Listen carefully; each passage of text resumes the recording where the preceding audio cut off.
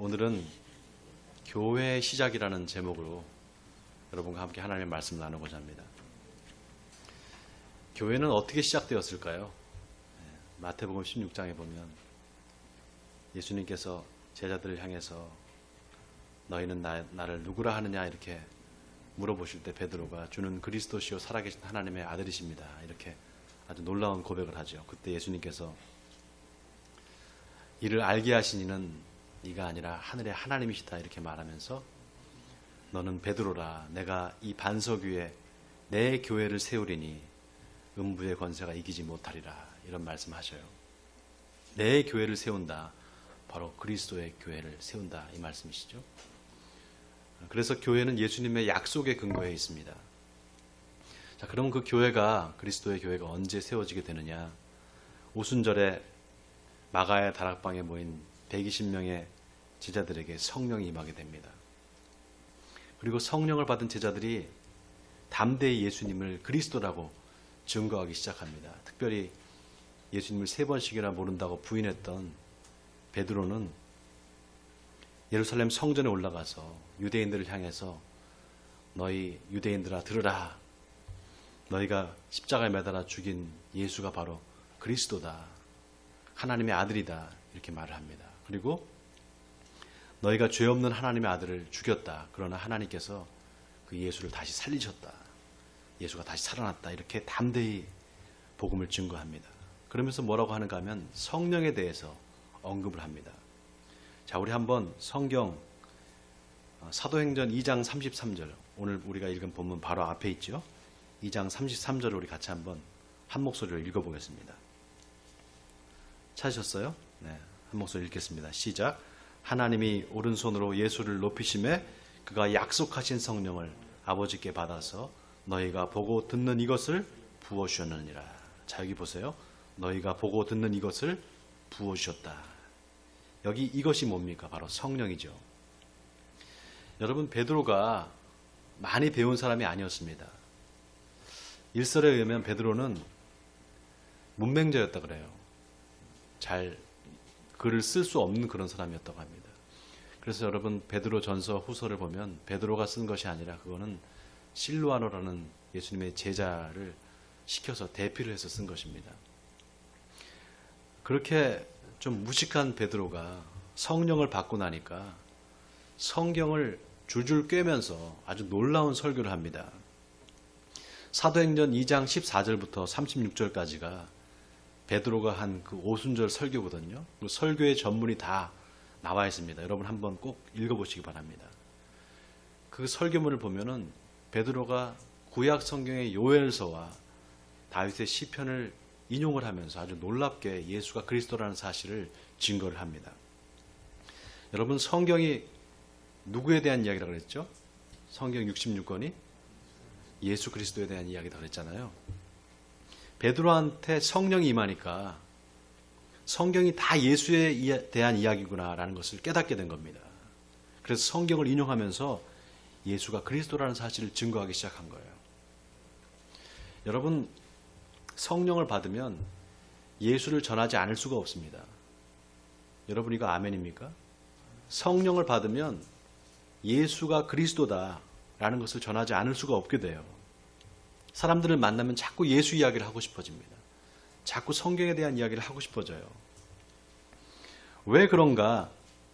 성령 받은 사람은 그 삶이 변하게 됩니다. 그냥 예수님 전해라, 전도해라 그래서 전하는 게 아니라 전하지 않을 수가 없게 되는데 왜 그러느냐? 성령이 그 사람의 삶을 변화시키기 때문이에요. 자, 보세요. 아까 33절에 너희가 보고 듣는 이것을 부어주셨느니라. 이게 무슨 말인가? 성령의 역사가 은밀하게 일어나는 것이 아니라는 겁니다. 사람의 눈으로 다 볼 수 있고 귀로 들을 수 있도록 이렇게 드러난다는 거예요. 그러니까 쉽게 말하면 자 봐라. 너희가 보고 있는 바로 이 베드로, 내가 과거에 고기 잡는 어부였지만 그 예전에 내가 아니다라는 것입니다. 너희들이 보는 것처럼 내가 이 성경을 줄줄 꿰면서 이렇게 설교할 수 있는 이 능력이 어디서 났겠느냐? 바로 성령이 임했기 때문이다. 이거를 증거하고 있는 겁니다. 그래서 성령을 받은 사람은 전도하지 말라 그래도 전도를 하게 됩니다. 자기한테 일어난 변화를 이야기하지 않을 수 없는 것이죠. 그래서 성령이 나한테 이런 변화를 주셨다. 성령이 임해서 내가 이렇게 변했다라는 것을 전하는 거. 그게 바로 복음 전도입니다. 그러니까 예수님이 십자가에 돌아가셨어. 당신을 위해서 돌아가셨어. 그러니까 예수 믿으세요. 이게 아니라 내 안에 일어난 변화, 그 복음을 듣고 일어난 변화를 전하는 것, 그게 바로 복음 증거입니다. 자, 그렇게 복음을 증거를 하니까 어떻게 됐느냐. 37절에 보니까 그들이 이 말을 듣고 마음에 찔려 베드로와 다른 사도들에게 물어 이르되 형제들아 우리가 어찌할꼬 하거늘. 자, 여러분, 우리가 어찌할꼬, 이거 어디서 많이 들어보지 않으셨어요? 우리가 어찌할꼬. 성경에, 여러분 성경을 좀 읽으신 분은 우리가 어찌할꼬 이 말 어디서 많이 들어봤을 겁니다. 세례 요한이 요단 강가에서 죄사함을 받게 하는 회개의 세례를 전한단 말이죠. 그러니까 유대인들이 그 세례를 받으려고 구름대처럼 몰려듭니다. 그때 세례 요한이 뭐라고 얘기합니까? 이 독사의 자식들아, 너희에게 임한 그 진노를 피하려고 하느냐. 그러므로 회개에 합당한 열매를 맺어라. 이렇게 아주 전곡을 찌르는 말을 하죠. 그때 사람들이 뭐라고 합니까? 우리가 무엇을 하리이까? 우리가 어찌하리이까? 이렇게 말을 합니다. 똑같아요. 여러분, 복음이 뭡니까? 복음. 복음, 기쁜 소식이잖아요. 복된 소식. 왜 그게 복된 소식일까요? 듣는 사람들한테 소망을 주기 때문에. 그래서 복된 소식입니다. 그런데 그 복음의 내용이 뭔가? 너희가 죄 없는 예수 그리스도를 십자가에 못 박아 죽였다는 겁니다. 그런데 예수를 하나님께서 다시 살리셨다는 거예요. 그게 복음의 내용입니다. 그런데 보세요. 그 복음을 듣고 유대인들이 어떻게 되느냐? 마음에 찔림이 오는 겁니다. 왜 찔림이 왔느냐? 유대인들이 예수님을 십자가에 못 박아 죽였단 말이죠. 여러분, 이게 중요합니다. 복음을 들으면 먼저 어떤 일이 일어나느냐? 내 마음에 찔림이 옵니다. 내 마음에 찔림이 와야 됩니다. 내 죄가 생각나야 돼요. 그래서 내가 무엇을 하리이까? 어찌하리이까? 이런 탄식이 나와야 됩니다. 그런데 가짜 복음을 들으면 그런 생각이 일어나지 않습니다. 아, 예수님이 죽었어? 내 대신 죽었어? 참 감사하네. 그러고 끝입니다. 그건 복음이 아니에요. 복음을 들었을 때 예수님을 죽인 사람이 바로 나구나. 내가 예수님을 십자가에 못 박은 그 죄인이구나라는 그런 탄식이 나와야 됩니다, 여러분. 그게 진짜입니다. 그래서 우리가 어찌할꼬, 내가 어찌할꼬, 이런 탄식이 나와야 돼요. 자, 그렇게 유대인들이 우리가 어찌할꼬라고 하니까 베드로가 뭐라고 얘기합니까? 자, 38절을 같이 보세요. 38절, 우리 또 한번 같이 한 목소리 읽겠습니다. 38절입니다. 시작. 베드로가 이르되 너희가 회개하여 각각 예수 그리스도의 이름으로 세례를 받고 죄 사함을 받으라. 그리하면 성령의 선물을 받으리니. 자, 여기 보세요. 먼저 회개하라. 그리고 예수 그리스도의 이름으로 세례를 받고 죄 사함을 받으라라고 말합니다. 여러분, 제가 여러 번 강조했습니다.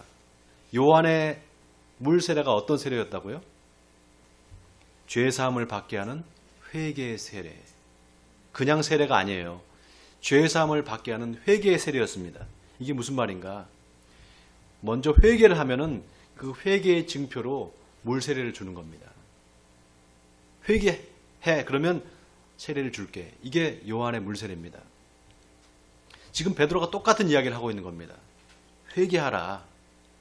그런데 누구의 이름으로 회개를 하는가? 이제 예수 그리스도의 이름으로 회개를 하라. 그러면 죄 사함을 받게 될 것이다.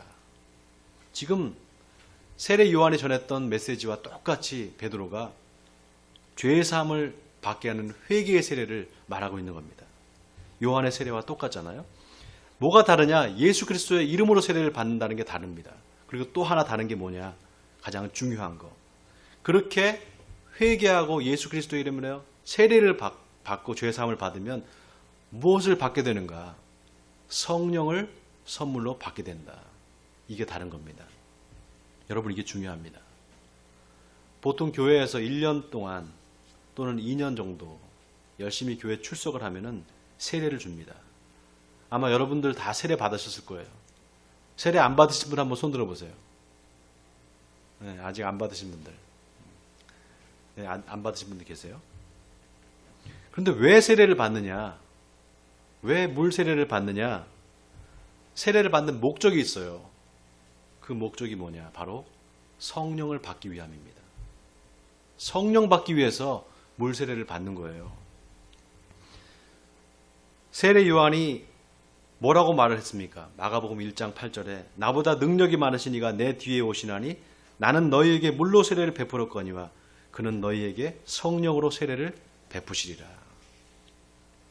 자, 오늘 본문에서 베드로가 뭐라고 얘기합니까? 예수 그리스도의 이름으로 세례를 받고 죄 사함을 받으라. 그리하면 성령을 선물로 받을 것이다. 이렇게 말합니다. 자, 세례를 받고 물 세례를 받고 그 전에 회개하고 물 세례를 받으면 성령을 받게 된다. 이거를 사람들이 거꾸로 생각하는 겁니다. 세례를 받으면 죄가 없어지고 구원받을 거다 이렇게 생각해요. 그러면서 회개는 안 합니다. 그러니까 어떻게 됩니까? 물 세례는 받았는데 정작 중요한 성령 세례는 못 받는 거예요. 여러분, 성령 세례를 못 받으면 물 세례 백날 받아봐야 소용없습니다. 성령을 받아야 됩니다. 그런데 성령 어떻게 받느냐? 회개해야지만 성령을 받습니다. 오순절 다락방에 모인 제자들 성령을 받았잖아요. 그렇죠? 어떻게 성령을 받았을까요? 그냥 가만히 있는데 성령을 받았을까요? 마가의 다락방에 모여서 성령을 받기를 기도했습니다. 그들은. 근데 여러분, 예수님의 제자들이 예수님이 십자가에 돌아가실 때 다 도망쳐 버렸어요. 다 도망갔습니다. 심지어 베드로는 3번씩이나 예수님을 부인하고 저주까지 했습니다. 그런데 그 제자들이 마가의 다락방에 모여서 기도할 때 그거 회개 안 했겠습니까? 그거 회개 안 했을까요? 회개했을 겁니다. 하나님, 저는 죄인입니다. 내가 예수님 십자가에 못 박아 죽였습니다. 그렇게 회개할 때 성령이 임한 것입니다. 자, 그 다음 39절과 40절을 우리 같이 한번 또 읽어보겠습니다. 39절 40절입니다. 시작. 이 약속은 너희와 너희 자녀와 모든 먼데 사람 곧 주 우리 하나님이 얼마든지 부르시는 자들에게 하신 것이라 하고 또 여러 말로 확증하며 권하여 이르되 너희가 이 패역한 세대에서 구원을 받으라 하니. 자, 이 약속, 너희와 너희 자녀에게 한 모든 약속, 이 약속이 뭡니까? 회개하고 예수 그리스도의 이름으로 세례를 받으면 죄 사함을 받고 성령을 받게 될 것이다. 이 약속이죠. 그 약속이 너희뿐만 아니라 너희 자녀와 모든 먼데 사람 곧 주 우리 하나님이 얼마든지 부르시는 자들에게다. 여러분, 여기 얼마든지 부르신다. 이 말이 아주 중요합니다. 여기에는 두 가지 뜻이 있습니다. 하나는 하나님이 인종을 초월해서 모든 사람들을 다 구원으로 초청하신다는 겁니다. 그런 의미가 하나 있습니다. 구원의 문이 활짝 열려 있다는 거죠. 또 하나는 그 하나님의 부르심에 응답하느냐 아니냐는 우리한테 달려 있다는 겁니다. 지난주에 제가 운명과 예정의 차이의 점에 대해서 말씀드렸죠. 하나님이 구원받을 사람을 이미 과거에 다 정해놨다. 그래서 그 구원을 받을 사람들이 이미 다 정해놨기 때문에 바꿀 수 없다. 그리고 구원받지 못할 사람도 이미 정해놨다. 그래서 현재나 미래나 그걸 바꿀 수가 없다. 이게 뭐라 그랬습니까? 이게 운명론이라고 말씀드렸어요. 이게 운명론입니다. 과거에 이미 정해놨다. 그래서 현재나 미래를 바꿀 수가 없다. 이건 운명론입니다. 그러면 예정은 뭐냐? 과거에 결정된 것이 아니라 지금 결정하는 거다. 지금 미래에 일어날 일을 지금 결정하는 거, 그게 바로 예정이다 그랬습니다. 여러분 국어사전 한번 찾아보세요. 예정과 운명의 차이가 분명히 있습니다. 기독교의 구원론은 그래서 운명론이 아니라 예정론이라고 말씀드렸어요. 여러분, 지금이 중요합니다. 지금 내가 하나님과 어떤 관계에 있느냐. 과거가 아니라, 과거에 내가 잘 믿었어. 그게 아니라 지금 내가 하나님과 어떤 관계에 있느냐. 이게 중요하다고 그랬습니다. 여러분 기억나세요? 여러분 제가 이렇게 강대상에서 설교를 하면 여러분들이 아주 손범수 목사의 말이다 이렇게 들으시면 안 됩니다. 하나님의 말씀으로 들려야 돼요. 여러분 이건 굉장히 중요합니다. 우리한테. 많은 사람들이 착각을 해요. 믿음이라는 것을 착각을 합니다. 오해를 합니다. 이 예정과 운명에 대해서 여러분 잘 깊이 묵상하셔야 됩니다. 내가 지금 어떤 상태에 있는가, 내가 주님과 어떤 관계에 있는가, 이거를 여러분들이 계속 살피셔야 돼요. 날 때부터 맹인으로 태어난 사람이 누구의 책임입니까? 누구 죄 때문입니까? 예수님의 제자들이 물어보죠. 날 때부터 맹인된 사람이 지나가는 걸 보면서 예수님의 제자들이 그렇게 물어봅니다. 저 사람이 맹인으로 태어난 것이 저 사람의 죄 때문입니까? 저 사람의 부모의 죄 때문입니까? 이렇게 물어보잖아요. 그때 예수님께서 뭐라고 말씀하십니까? 저 사람이 맹인으로 태어난 것이 저 사람의 죄 때문도 아니고 저 사람의 부모의 죄 때문도 아니다. 그 사람한테 하나님이 하실 일이 있다. 그거를 나타내려 하심이라. 여러분이 얼마나 놀라운 말씀입니까? 제자들은 운명론적 사고를 가지고 물어보는 거예요. 그러나 예수님은 목적론적 사고를 가지고 대답해 주시는 겁니다. 하나님께서 그 사람한테 하실 일이 있기 때문에 그 사람이 지금 맹인인 것이다라는 겁니다. 하나님께서 그 사람을 통해서 하나님의 살아계심을 드러내 보여주기 위해서 그렇다라는 거예요. 미래에 무한한 가능성이 열려 있는 겁니다. 그리스도를 믿는다는 거, 우리가 예수를 믿는다는 거, 그리고 우리가 하나님께 선택받고 하나님의 자녀로 부름받았다는 사실, 여러분 이게 운명론이 아닙니다. 절대로. 이거는 예정입니다. 요즘 우리 청년들 사이에 유행하는 말이 있어요. 흙수저, 금수저. 여러분들 많이 들어보셨죠? 흙수저로 태어난 사람이 있고 금수저로 태어나는 사람이 있다는 거예요. 은수저도 있대요. 은수저. 그래서 이거를 수저 계급론이라고 합니다. 수저 계급론. 계급이 있다라는 거예요. 나 태어날 때부터 계급이 정해져 있다라는 거예요. 이거 뭡니까? 운명론이죠. 일종의 운명론 아니겠어요? 가난한 집안에서 태어나면 평생 고생만 하다가 죽는 거 그게 지금 세상 아닌가. 요즘 청년들이 다 그렇게 생각합니다. 그런데 여러분 잘 보세요. 처음에는 그래서 부자들을 보면서, 부자 친구들을 보면서 부러워합니다. 처음에는. 그러다가 점점 어떻게 되는가? 미워하기 시작해요. 증오하기 시작합니다. 그러다 인생을 비관해버려요. 그렇게 살아가는 청년들이 얼마나 많은지 모릅니다. 여러분 잘 들어보세요. 그거는 세상을 운명론적인 관점에서 보는 겁니다. 우리 그리스도인들은 그렇게 보면 안 된다는 거예요. 그게 아니라는 겁니다. 하나님이 그 사람을 통해서 하실 일이 있다라는 거예요. 여러분 이거 아멘입니까? 하나님이 그 사람을 통해서 하실 일이 있다. 지금 나를 통해서 하나님이 하실 일이 있다. 그거를 볼 줄 아는 눈이 열려야 됩니다. 그 영적인 눈이 열리기를 주님의 이름으로 축원드립니다. 자 보세요. 베드로가 복음을 전하면서 이게 이미 하나님이 약속하신 거다.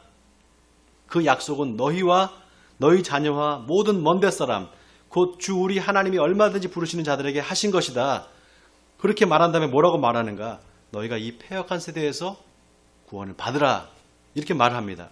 그러니까 그 말을 들은 사람들이 어떻게 되는가 보세요. 41절에 보니까 그 말을 받은 사람들은 세례를 받음에 이날의 신도의 수가 3,000이나 더하더라. 자, 그 말을 받은 사람들은 세례를 받았다. 이 말은 무슨 말입니까? 그 말을 받지 않은 사람도 있었다라는 겁니다. 다시 말해서 받은 사람만 세례를 받았다는 거예요. 여러분 교회를 그리스어로 에클레시아라고 합니다. 에클레시아. 여러분 많이 들어보셨을 거예요. 에클레시아라는 말 들어보셨을 겁니다. 이 에클레시아라는 말이 무슨 뜻인가? 세상으로부터 부르심을 받은 자들, 이런 뜻을 갖고 있습니다. 부르심을 받았다고 할 때는 부른 사람이 있는 겁니다. 그리고 그 부른 사람의 그 부름에 응답한 사람들이 있는 거예요. 여러분, 예수님이 베드로한테 너는 베드로라, 내가 이 반석 위에 내 교회를 세우리니 이렇게 말했잖아요. 이 말은 무슨 말인가? 예수가 바로 그리스도다, 하나님의 아들이다라는 그 신앙 고백 위에 교회를 세우겠다는 겁니다. 그래서 예수 그리스도라는 이 말이 예수님의 이름이기도 하지만 신앙 고백이기도 한 것입니다. 예수가 그리스도다라는 신앙 고백이에요. 자, 그런데 예수님이 뭐라 그러셨는가? 누구든지 나를 따라오려거든 자기를 부인하고 자기 십자가를 지고 따라올 것이다, 이렇게 말씀하셨어요. 자, 여기 누구든지 나를 따라오려거든, 누구든지 따라오려거든, 이 말 속에 굉장히 깊은 의미가 숨겨져 있습니다. 따라와라, 따라와야 된다가 아닙니다. 강요가 아니라는 것입니다. 따라갈 수도 있고 안 따라갈 수도 있다라는 거예요. 그 선택권이 우리한테 있다라는 것입니다. 자유가 있다라는 것이죠. 한 가지 흥미로운 사실은 오늘 본문에 보면 베드로의 복음을 듣고 그날의 신도의 수가 3,000이나 더하더라, 이렇게 나와 있잖아요. 근데 이걸 옛날 성경에 보면 신도라는 말이 제자라고 나와 있습니다. 제자. 그날의 제자의 수가 3,000이나 더하더라, 이렇게 나와 있어요. 그러니까 교회는 뭔가? 예수님의 제자들이 모인 곳입니다. 교회의 시작이 그렇게 시작됐어요. 내가 예수님을 따르겠다, 예수님의 부르심에 응답하겠다, 그런 결단을 갖고 예수님을 따라간 사람들, 자발적으로 따라간 사람들의 모임이 바로 교회인 것입니다. 다시 말해서 제자 공동체인 것입니다. 자, 그렇게 결심한 사람들, 예수님의 제자로 살겠다고 결심한 사람들이 모여서 뭘 했느냐? 자, 마지막 42절을 우리 같이 읽겠습니다. 마지막 42절입니다. 시작. 그들이 사도의 가르침을 받아 서로 교제하고 떡을 떼며 오로지 기도하기를 힘쓰니라. 여러분, 교회에 꼭 필요한 게 세 가지가 있습니다. 교회의 3대 요소라고 그래요. 첫째는 뭔가? 하나님의 말씀이 있어야 됩니다. 말씀. 하나님의 말씀이 제대로 선포되는 곳, 거기가 바로 교회입니다. 그 선포된 말씀을 헬라 말로 캐리그마라고 얘기합니다. 캐리그마. 두 번째는 말씀 안에서, 그 하나님의 선포된 말씀 안에서 교제가 있어야 됩니다. 성도들 간에 친교가 있어야 된다는 말입니다. 이걸 헬라 말로 코이도니아 이렇게 얘기합니다. 친교, 교제, 이런 뜻입니다. 마지막 세 번째는 섬김과 봉사가 있어야 됩니다. 서로 섬겨주고 봉사하는 공동체, 그게 바로 교회인 것입니다. 이것을 디아코니아라고 말합니다. 저 교회는 말씀은 참 좋은데 성도들 간에 교제가 없어. 그거 안 됩니다. 그거 교회 아닙니다. 또 친교는 잘 되는데 저기는 말씀이 좀 이상해. 그거 교회 아닙니다. 또 교회에 아무도 봉사하는 사람이 없어. 그저 섬김을 받으려고만 하지 섬기는 사람이 없어. 그것도 교회 아닙니다. 이 세 가지가, 말씀과 친교와 봉사, 이 세 가지가 골고루 다 있는 것, 있는 교회, 그 교회가 건강한 교회입니다. 그리고 제일 중요한 거 한 가지, 기도가 있어야 됩니다. 오늘 본문에 뭐라고 얘기합니까? 서로 떡을 떼며 교제하고 기도하기를 힘썼다라고 말합니다. 왜 기도가 있어야 되느냐? 여러분, 예수님께서 예루살렘 성전에서 장사하는 사람들의 상을 뒤집어 엎으시고 쫓아냈잖아요. 장사하는 사람들을. 그리고 뭐라고 말씀하십니까? 내 집은 만민의 기도하는 집이다. 그러나 너희가 강도의 소굴을 만들었구나, 이렇게 말씀하셔요. 우리가 왜 기도를 해야 되느냐? 하나님의 인도하심을 받기 위해서입니다. 하나님의 인도하심을 받지 못하면 우리 마음대로 살게 돼요.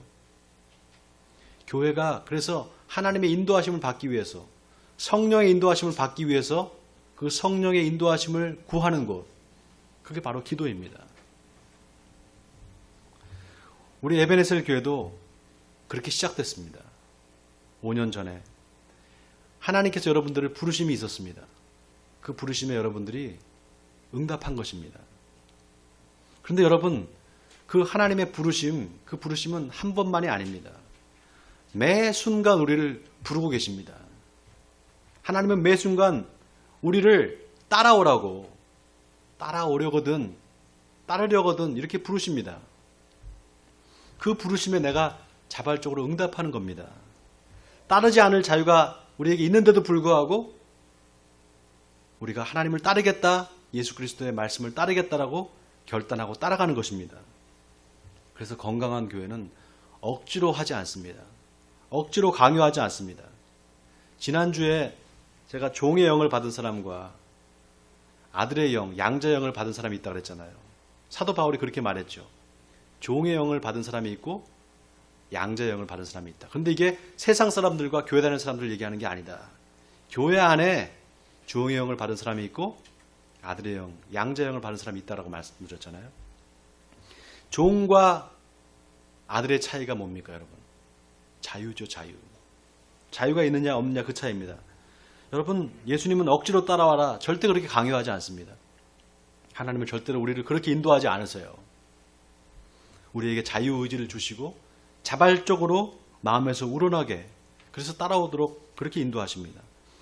교회에서 집사가 되고 권사가 되면 교회 봉사도 해야 된다, 헌신도 해야 된다, 11조도 해야 된다. 집사가 됐으니까, 또는 집사가 되기 위해서 그렇게 봉사도 하고 11조도 내고 헌신도 하고 그러는 것이 아닙니다, 여러분. 하나님의 부르심에 자발적으로 응답하는 것입니다. 누구든지 나를 따르려거든 자기를 부인하고 자기 십자가를 지고 따르라.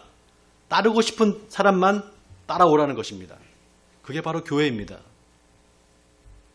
한 가지만 더 말씀드리고 설교를 마치겠습니다. 그동안 한국교회가 엄청난 부흥을 일궈냈습니다. 사람들이 그게 다 성령의 역사라고 말했습니다. 성령의 역사다. 교회가 부흥되고 교회 건축을 하고 10,000명, 20,000명 성도가 될 때 그게 다 성령의 역사라고 말했습니다. 그런데 이제 그 부흥이 멈춰버리고 말았습니다. 그러니까 사람들이 뭐라고 말하는가? 이제 성령의 불이 꺼졌다라고 말합니다. 그리고 다시 그 성령의 불을 붙이자고 말합니다. 여러분, 성령이 그렇게 막 군불 떼듯이 막 그렇게 붙이면은 붙어지는 겁니까? 그렇지 않습니다, 여러분. 인위적으로 할 수 있는 건 아무것도 없습니다. 7, 80년대 교회가 엄청난 부흥을 이뤄낸 것이 과연 성령의 역사일까? 물론 성령의 역사도 있죠. 그러나 역사가 아닌 것이 더 많았습니다. 다시 말해서 성령의 역사가 아닌데 성령의 역사로 착각하고 오인한 것이 더 많았다는 겁니다. 그 증거가 뭔지 아세요, 여러분? 교회가 이렇게 많고 이렇게 교회가 부흥했는데 믿는 사람들의 삶이 변하지 않았다는 것입니다. 만약에 그게 성령의 역사였다면 벌써 세상이 바뀌었어야죠. 우리나라가 세계에서 부패 지수가 가장 많은 나라 중에 하나입니다. 이렇게 교회가 많은데도 불구하고. 교회 다니는 신도가 이렇게 많은데 왜 세상이 안 바뀌냐? 여러분, 성령의 역사는 교회가 부흥돼서 사람이 많아지고 교회 건축하는 거, 그게 성령의 역사가 아닙니다. 성령의 역사가 아니라 종의 영, 종의 영을 받아도 교회는 얼마든지 부흥할 수 있어요. 신천지 하나님의 교회 부흥하는 거 보십시오. 엄청나게 부흥되고 있거든요. 기성교회들은 다 지금 교인들이 떠나고 있습니다. 그런데 신천지나 하나님의 교회는 점점 더 교회가 부흥돼요. 왜 그럴까요, 여러분? 성령의 역사일까요? 마귀의 역사입니다, 그거는. 성령을 받았는데 어떻게 이만희가 재림 예수가 되겠습니까? 어떻게 안상호이가 성령이 됩니까? 말도 안 되잖아요. 이거는 뭐를 얘기하는 것인가? 성령이 아니라도 마귀라도 마귀의 영을 받아도 교회가 부흥된다는 거예요. 물론 그건 교회가 아니겠죠. 여러분, 사탄 마귀가 제일 잘 쓰는 방법, 성도들을 시험 들게 해서 교회를 떠나게 하는 방법이었잖아요, 과거에는. 근데 이제 그 전략을 바꿨습니다. 어떻게 바꾸는지 아세요? 교회를 세우는 겁니다. 마귀들의 교회를. 그러면 기성교회는 다 그러면 지금 잘하고 있느냐? 요즘 교회들이 어려워지니까 성령 집회를 막 합니다. 성령 집회. 성령 집회에 가면 카리스마 넘치는 강사 목사님이 나와서 성령의 불을 받아라 막 이렇게 얘기합니다. 찬양도 막 크게 박수치면서 하라고. 그러면 그 집회에 참석한 사람들이 다 끝나고 나서 성령을 체험했다 그래요. 성령 받았다고. 근데 이상한 게 그러면 좀 바뀌어야 되잖아요. 그들의 삶이. 조금 바뀌었다 싶다가 좀 시간이 지나면 또 마찬가지예요. 다시 원위치로 돌아옵니다. 왜 그럴까요? 성령이 아닌데 성령으로 착각하는 겁니다. 여러분, 제가 성령의 역사가 은밀하게 일어나지 않는다 그랬잖아요. 공개적으로 눈에 보고 다 들을 수 있도록 그렇게 일어난다 그랬잖아요. 근데 그게 강사 목사가 카리스마 있는 목사가 와서 막 손을 대면 뒤로 막 나자빠지고, 막 이빨이 금리빨로 바뀌고, 이렇게 일어난다는 게 아닙니다. 이렇게 공개적으로 일어난다는 게 아니에요. 그걸 사람들이 성령의 역사로 착각을 하는데 그게 아니라는 거예요. 뭐가 성령의 역사냐? 사람이 완전히 바뀌는 겁니다. 사람들이 다 저 사람이 저런 사람이 아닌데 예수 믿고 완전히 변했네. 이렇게 되는 게 성령의 역사입니다. 그렇게 되면 그 바뀐 사람이 자기가 성령의 역사인 줄 알아요. 아, 내가 이렇게 어떻게 바뀔 수가 있었지? 이게 성령의 역사구나. 이걸 알게 됩니다. 그래서 그걸 자꾸 다른 사람한테 얘기하게 돼요. 얘기하고 싶어집니다. 복음을 전하고 싶어진다 이 말입니다. 그게 바로 성령의 역사입니다. 그리고 그 말을 듣는 사람들이 그 성령의 역사를 체험한 사람들, 그 체험한 사람들의 복음 증거를 듣고 나도 좀 저렇게 되고 싶어. 그래서 사람들이 모이게 되면 그게 바로 교회입니다. 사랑하는 성도 여러분, 저는 우리 에베네스 교회가 그런 교회가 되기를 바랍니다. 참으로 그런 교회가 되기를 바랍니다. 원하기는 여러분의 삶에 성령의 역사가 있기를 주님의 이름으로 축원드립니다. 그래서 여러분의 삶을 통해서 복음이 전해지고 그 복음을 듣고 믿지 않은 사람들이 주님을 영접하는 놀라운 역사가 있게 되기를 주님의 이름으로 간절히 축원드립니다.